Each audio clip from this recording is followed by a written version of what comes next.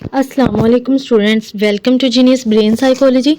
आज का हमारा लेक्चर है बार्टर थ्योरी ऑफ मेमोरी, यानी कि बार्टर का नज़रिया हाफजा। आज के लेक्चर में हम इसकी थ्योरी को डिस्कस करेंगे। कौन सा नेचर ऑफ मटेरियल यूज़ किया गया था वो यूज़ करेंगे, प्रोसीजर क्या था, फ्रेडरिक बार्टर का एटीट्यूड फॉर्मेशन क्या थी, रिट्रोएक्टिव इनहिबिशन को क्या नाम दिया गया, मेजरमेंट कैसे की गई और टाइप्स ऑफ मेमोरी चेंजेस किस तरीके से इंट्रोड्यूस करवाई गई। आज के लेक्चर में हम इन सब चीज़ों को डिस्कस करेंगे जो कि एक स्टूडेंट की लाइफ पे लेसन वगैरह याद करते वक्त जो फॉरगेटिंग तारी हो जाती है उसकी कॉजेज़ क्या हैं वो हम इसमें लर्न करेंगे और हम उनके सोल्यूशन भी डिफरेंट टाइप के डिस्कस करेंगे। और इस लेक्चर को मज़ीद स्टार्ट करने से पहले मेरी आपसे रिक्वेस्ट है कि बेल आइकन पे ज़रूर क्लिक किया करें ताकि हर आने वाला न्यू लेक्चर आपको सर्च के बगैर मिल सके। यहाँ पर इस चैनल पर ना सिर्फ आपको लेक्चर्स प्रोवाइड किए जाते हैं, यहाँ पर आपको FPSC, NTS, PPSC, board exams, bachelor, university के एग्ज़ाम्स की कंप्लीट प्रिपरेशन करवाई जाती है। और डेली बेसिस एक्टिविटीज़ में जो भी आपको रोल प्ले करना पड़ता है, बहुत सारी डिफ़िकल्टीज़ आ रही हैं आजकल, एंग्जाइटी, डिप्रेशन वगैरह के बहुत ज़्यादा इश्यूज़ चल रहे हैं, उनके ट्रीटमेंट, उनकी मेडिकेशंस, उनकी थेरेपी, आपको सब कुछ यहाँ पर लर्न करवाया जाएगा। तो चलें हमारे साथ जुड़े रहिएगा। चलिए हम स्टार्ट करते हैं। बिस्मिल्लाहिर्रहमानिर्रहीम। Barter theory of memory. सबसे पहले हम देख लेते हैं कि बार्टर है कौन था। बार्टर बेसिकली इसका पूरा नाम था फ्रेडरिक बार्टर और इसने 1932 में ये नज़रिया पेश किया था। और बार्टर ने भी जो मेमोरी का एक तजर्बाती अंदाज में इसका मुताले किया था और बहुत ज़्यादा दिलचस्प जो इसके रिजल्ट थे वो मुरतब किए थे। सबसे पहले हमारे पास थ्योरी आ रही है barter mention about the reconstruction of memory traces. Barter भी अब एंगस किस नज़रिए का हामी है कि जो लर्निंग है वो नर्वस सिस्टम में असरात या नक्श मुरतब करती है और बाद की जो लर्निंग है इन नक्श से मुतासर होती है। बार्टर के नज़रिए को रिकंस्ट्रक्शन ऑफ मेमोरी ट्रेसेस भी कहा जाता है। इसके ख्याल में पर्सन अपने गिरद पेश में होने वाले वाक़े को अपने एक मखसूस पॉइंट से देखता है और इन्हें अपने पॉइंट ऑफ व्यू के मुताबिक ढालने के लिए इसमें बहुत सारी चेंजेस पैदा कर लेता है। और जो वाक़े की ऐसी डिटेल्स जो कि इसके पॉइंट ऑफ व्यू से मुताबिकत ना रखती हूँ, अकोमोडेट ना करी हूँ, उनको बुला दिया जाता है। पर्सन नामुनव्विस कंटेंट को याद रखने के लिए उसको मुनव्विस बना लेता है, यानी कि आपको एक कंटेंट मुश्किल लग रहा है जिसको आप जानते भी नहीं, आप उसके साथ कुछ ऐसी निशानियाँ बांधेंगे कि वो आपको साल साल याद रह जाए। जैसे आप कोई शायर का नेम है, पोइट का नेम है, तो आपको वो नाम याद नहीं हो रहा, तो आप उसको किसी ऐसे मिलते जुलते पर्सन के साथ रिलेट कर देंगे जो कि आपके रिश्तेदारों में होगा या आपके बहन भाइयों में या कहीं भी होगा या कहीं आपने देखा हो, जिसके साथ डेली बेसिस पे आप मिलते हो, कॉन्टैक्ट हो आपका उसके साथ, तो आप उस जो पोइट है उसका नाम जो है उसके साथ रिलेट कर देते हैं, तो वो आपको भूलता नहीं है फिर। और कंटेंट में कुछ ऐसी डिटेल्स भी शामिल कर लेते हैं जो कि पर्सन के पॉइंट ऑफ व्यू को बहुत ज़्यादा स्ट्रॉन्ग करती हैं। अब हमारे पास नेचर ऑफ मटेरियल आ रहा है। नेचर ऑफ मटेरियल क्या होगा, इसमें इनकम्प्लीट पिक्चर्स होंगे, डिसजॉइंट पैराग्राफ होते हैं और इसमें मीनिंगफुल जो मटेरियल है, मीनिंगफुल वर्ड्स ऑफ लिस्ट है और जो तस्वीरी कंटेंट होता है वो इसमें इस्तेमाल किया गया था। लेकिन ये जो तस्वीरें होती थी वो गैर वाज़ेह होती थी, अधूरी होती थी, मबहम होती थी और नामुकम्मल होती थी। नेक्स्ट हमारे पास आ रहा है प्रोसीजर आ रहा है barter introduce the method of successive reproduction. इसमें क्या है कि बार्टर ने रिकॉल की बजाय बहुत ज़्यादा method of successive reproduction introduce करवाया था और इसकी रूह से ही कैंडिडेट को एक कंटेंट जो है एक बार याद करने को दिया जाता है, फिर उसे डिफरेंट वक्फों के बाद, टाइम पीरियड्स के बाद उसे दोहराने को कहा जाता है। लेकिन इस दौरान ना तो ओरिजिनल कंटेंट उसको दिखाया जाता है और ना ही उसे गलतियों के बारे में बताया जाता है। अब इस तरीके को एक से ज़्यादा कैंडिडेट पर भी अप्लाई किया गया था। इस तरीके में पहले कैंडिडेट को ओरिजिनल कंटेंट देखने या पढ़ने को दे दिया जाता था और फिर दूसरे कैंडिडेट को वो सुनवा दिया जाता था। फिर दूसरे का जो लेसन या कंटेंट होता था वो तीसरे को सुनवा दिया जाता था। यूँ तमाम कैंडिडेट्स को जो कंटेंट है वो सुनवा दिया जाता था। बाद में सबके जो कंटेंट थे उनका कंपैरिजन करके याद में होने वाली तब्दीलियों का जायज़ा लिया जाता था। आपको समझ नहीं आई तो मैं आपको सिंपली वर्ड्स में रिपीट करती हूँ कि फॉर एन एग्जांपल कि मैंने आपको बोला कि barter theory of memory, barter theory of memory मैंने आपको बोला है इन 1932। अब आप क्या करेंगे, मैंने आपको बोला कि आप इसको आगे फैलाते जाएं। आपने मुझसे सुना, आपने अपने किसी फ्रेंड को या नेक्स्ट कैंडिडेट को बताया कि बार्टर थ्योरी ऑफ मेमोरी और उसमें चेंजेस कर दी कि बार्टर थ्योरी ऑफ मेमोरी 1933। मैंने 32 बोला, आपने 33 बोला। नेक्स्ट टाइम जब वो जो थर्ड कैंडिडेट है जिसको आपने बताया था, वो कैंडिडेट को जब आप बताएंगे, वो आगे जब फोर्थ कैंडिडेट को बताएगा तो वो बोलेगा कि barter theory of brain memory, barter theory of psychological memory और और जो 1932 है उसको स्किप कर देगा। फिर नेक्स्ट तक जब ये मटेरियल जाएगा उसमें मज़ीद चेंजेस पैदा हो जाएंगे, यानी barter theory of brain memory, barter theory of psychological memory, यानी कि वो आगे जब मटेरियल फैलता जाएगा तो सब जो है उसमें अपने पास से इजाफे करते जाएंगे और अपने पास से उसके अंदर चेंजेस पैदा करते जाएंगे, और फिर जो तब्दीलियाँ आएंगी, चेंजेस आएंगी, उनका जायज़ा बाद में लिया जाएगा। ये था बार्टर का प्रोसीजर था।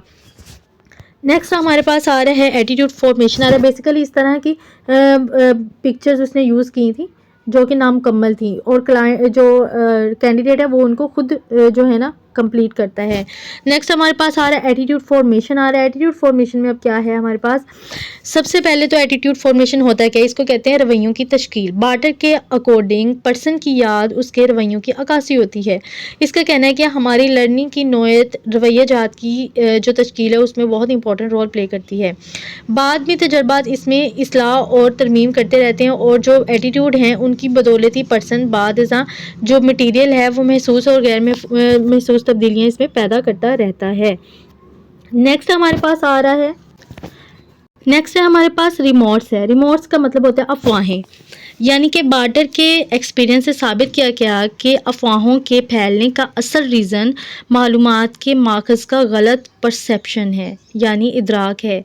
पर्सन जब भी किसी इंफॉर्मेशन के माखज़ तक नहीं पहुंच पाता तो वो वाक़ियत में अपनी तरफ से इजाफे और तरमीम करता रहता है, जिसकी वजह से असली मालूमात जो होती है वो मस्क हो जाती है। जैसा कि मैंने आपको बताया, मैंने बोला बार्टर थ्योरी ऑफ मेमोरी, आप नेक्स्ट जाके बताएंगे, आप बोलेंगे barter theory of brain memory, barter theory of psychological memory, कुछ ना कुछ अपने पास से एडिशन कर देंगे तो वो क्या होगी, ओरिजिनल बात जो होगी वो सारी के सारी ख़त्म हो जाएगी, मस्क होकर रह जाएगी इंफॉर्मेशन, और यूँ बात का बतंगड़ बन जाएगा। बार्टर का नज़रिया जो मेमोरी है वो अफवाहों के फैलने की वजह को वाज़ह करता है, इसकी वजह भी याद में तब्दीली है, मेमोरी में तब्दीली है।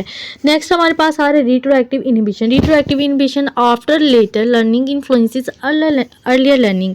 एबेंगस की तरह बार्टर ने भी लगातार जो लर्निंग है उसके साथ का मुताले किया था और वाज़ेह किया कि जो बाद की लर्निंग है वो पहले वाली लर्निंग को अफेक्ट करती है, यानी बाद में याद किया गया कंटेंट पहले कंटेंट की फरामोशी का बायस बनता है, फॉरगेटिंग का बायस बनता है। यानी आप बाद में कोई लेसन याद करते हैं, पहले आपने लेसन याद किया है, अच्छे से किया है, लेकिन बाद में दोबारा से जब आप कोई और लेसन याद करेंगे, न्यू लेसन याद करेंगे, तो वो बाद का जो लेसन है वो पहले लेसन को भुला देगा।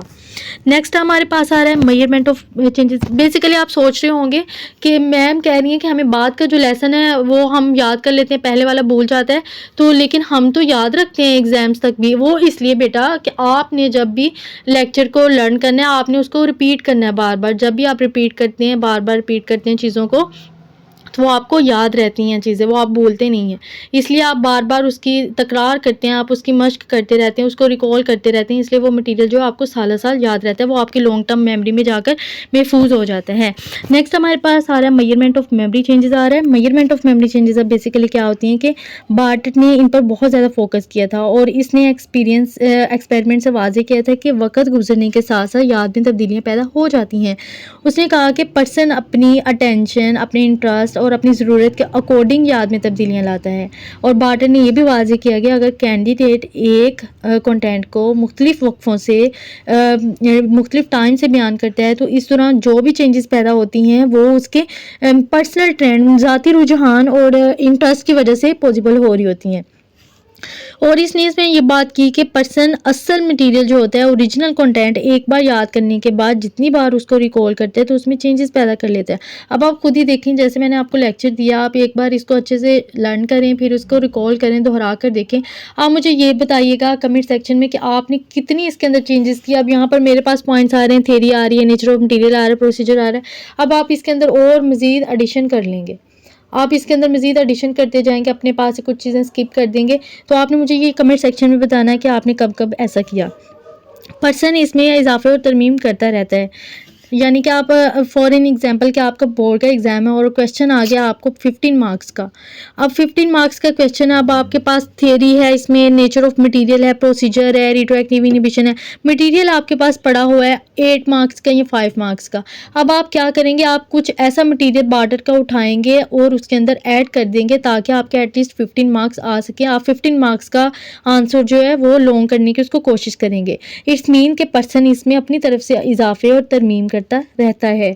नेक्स्ट हमारे पास आ रहा है टाइप्स ऑफ मेमोरी चेंजेस आ रहे हैं। जब भी कैंडिडेट को बेसिकली ये होती क्या है कि जब भी कैंडिडेट को कंटेंट दोहराने को कहा जाता है या उसे आगे वो मुंतकिल कर देता है या तो कंटेंट असल के मुकाबले में कुछ बदल जाता है।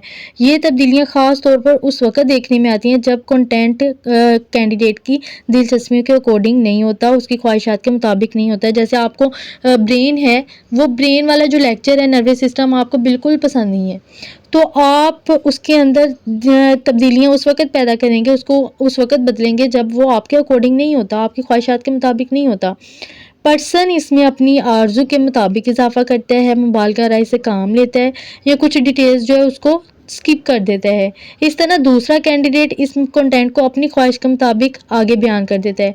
भई उसकी मर्ज़ी, वो जैसे मर्ज़ी आगे बयान करे, आपने उसको एक कंटेंट बताया है, आप बता रहे हैं उसको central nervous system vs peripheral nervous system, इस तरीके से आप उसको बता रहे हैं, तो वो अपने पास से कुछ चेंजेस उसके अंदर पैदा करके वो आगे और तरह से बयान करेगा। अब यही जो रीज़न होती है, ये रिमोर्स फैलने का बायस बनती हैं, अफवाहें फैलने का बायस बनती है, जिसकी वजह से बात का बतंगड़ बनता है। अब एक्सपीरियंस से ये भी बात देखने में आई है कि जब भी कैंडिडेट को कुछ मटीरियल भूल जाता है तो वो इसकी तलाफ़ी करने के लिए उसके अंदर मज़ीद चेंजेस पैदा कर लेते हैं। लाइक आपको कोई भी क्वेश्चन आया और आप उसकी एग्जांपल भूल गए, तो आप उसके अंदर खुद से एग्जांपल ऐड कर देंगे ताकि उसकी तलाफ़ी हो जाए जो आपका नुकसान हुआ है थोड़ा सा। इन तब्दीलियों की जो नौयत होती है वो दर्ज झेल होती है, वो हम देख लेते हैं। वो हमारे पास आ रही है सिंप्लीफिकेशन, आ रही है एलेब्रेशन है, कन्वेंशनल है। सबसे पहले हम देख लेते हैं सिंप्लीफिकेशन। सिंप्लीफिकेशन क्या होती है कि ये चेंजेस इस वक्त देखने में आती हैं जब कंटेंट गैर मामूली जज़ायद पर मबनी हो या बहुत ज़्यादा लॉन्ग हो या बहुत ज़्यादा कॉम्प्लिकेशन हो। इस कंडीशन में कैंडिडेट कंटेंट को दोहराते वक्त या आगे बयान करते हुए डिटेल्स और कॉम्प्लिकेशंस को बहुत सादा बना लेता है और इस अमल में पर्सन अपनी दिलचस्पी जो होती है, उसकी इंटरेस्ट होता है और रवैये के अकॉर्डिंग चेंजेस पैदा करते हैं और जो एक्सप्लेनेशन होती है उसको हज़फ करके, उसको ज़ाया करके, स्किप करके कंटेंट को बहुत ज़्यादा सादा बना लेता है, सादा वर्ड्स में यूज़ करते हैं ताकि वो आसान हो जाए उसके लिए। इसलिए कैंडिडेट कंटेंट में सादा तब्दीलियाँ पैदा करता है, इसको कहते हैं सिंप्लीफिकेशन। नेक्स्ट हमारे पास आ रहा है इलेबरेशन। इलेबरेशन में क्या होता है कि बाज़ औक़ात कैंडिडेट अपनी ख्वाहिश और दिलचस्पी के अकॉर्डिंग किसी भी कंटेंट को ज़्यादा अहम समझते हुए अपनी तरफ से इसके अंदर वजाहती जो पॉइंट्स होते हैं, एक्सप्लेन जिसको करना आसान हो, उनको शामिल कर देते हैं। और तब्दीलियों की ये सूरत उस वक़्त देखने में आती है जब कैंडिडेट कंटेंट को बढ़ा चढ़ा कर बयान कर रहा हो। कंटेंट को बयान करते वक्त अगर वो मुबालगा राय से काम ले तो ये जो होगी एलेब्रेशन होगी, इसको एलेब्रेशन कहा जाएगा। नेक्स्ट हमारे पास आ रहा है कन्वेंशनल चेंजेस आ रहा है। अगर कंटेंट नया हो पर्सन के लिए, उसको उसकी पहचान हो, बिल्कुल नया हो पर्सन के लिए, ना मुनव्विस हो, तो पर्सन उसे कन्वेंशनल तौर पर, रवायती तौर पर उसको मुनव्विस बनाने की कोशिश करेगा। यूँ इसमें कुछ कन्वेंशनल चेंजेस पैदा होती हैं।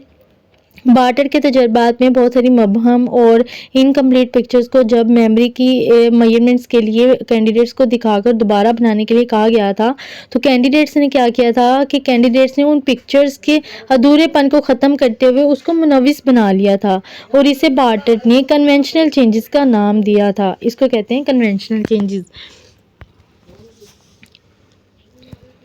ये था आज का हमारा लेक्चर। आई होप सो कि आपको समझ आई होगी। अगर आपको समझ नहीं आई तो एक बार लेक्चर अगेन सुनिएगा।